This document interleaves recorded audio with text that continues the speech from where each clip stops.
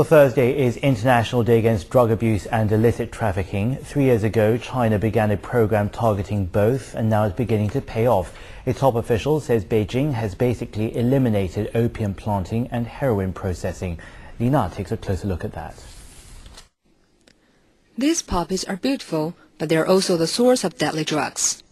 The Golden Triangle area is the major supplier of heroin, the most commonly used drug for Chinese addicts. To cut the source, China is promoting a substitute planting strategy, a plan that could reduce heroin production by 110 tons a year. It helped plant millions of cash crops such as grain, rubber, tea and sugar cane over the past 3 years in the Golden Triangle region, which encompasses the northern parts of Myanmar and Laos. Apart from aid and investments, China also offered a market for the farm products. And satellite to remote census show poppy growing areas in the region have dropped dramatically in the past 3 years. 80% of the drugs in China are seized in the border area. To fight trafficking, transport sectors have carried out special programs to curb trade, and the police have bolstered their drug prevention work. In 2005 and 2006, we targeted a big drug dealer who was hiding in Myanmar and then Laos, but finally we caught him. Since June this year, a new anti-drug law took effect. It raises the status of narcotic control commissions and attaches more importance to community drug control.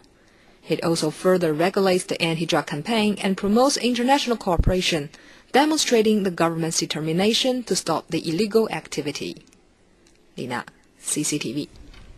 And let's stay for more on that story. The 320 State Highway runs from Shanghai to the border city of Ruili at the southern westernmost tip of Yunnan province. The highway ends less than 200 kilometers from the Golden Triangle, as we heard just then, a notorious drug source.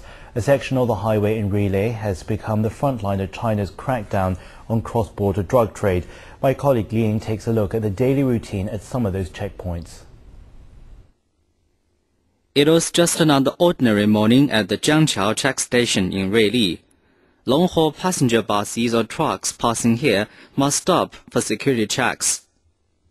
A police hound searching this bus suddenly became very agitated. It crawled along the sleeping area in the rear of the bus, barked loudly and scratched the air conditioner with its paws. A police officer removed the cover and found this plastic bag.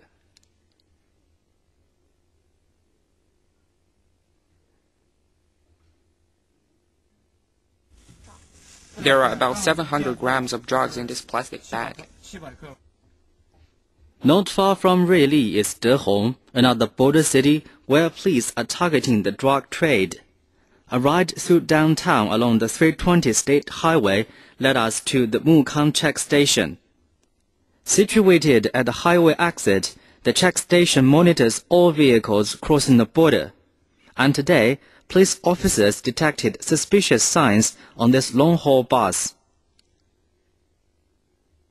This is a typical case. Drug traffickers use the cargo cabin of the bus to hide drugs in order to reduce the costs of delivery. The Mukang check station was founded in 1978. The State Council and the Central Military Commission have repeatedly granted it top honors for its outstanding achievements. 30 years on, the police officers here are still working hard to stop all drug trafficking along the borders. Liang, CCTV. Meanwhile, 5 drug dealers were sentenced to death and 3 others were executed in China on Monday. Courts in Shanghai, Shenzhen, Fuzhou and Hefei have passed verdicts on more than 20 drug trafficking cases so far this week alone. You're watching the news here on CCTV. Let's go to our first break, but when we come back, we'll bring you these stories and much more right ahead.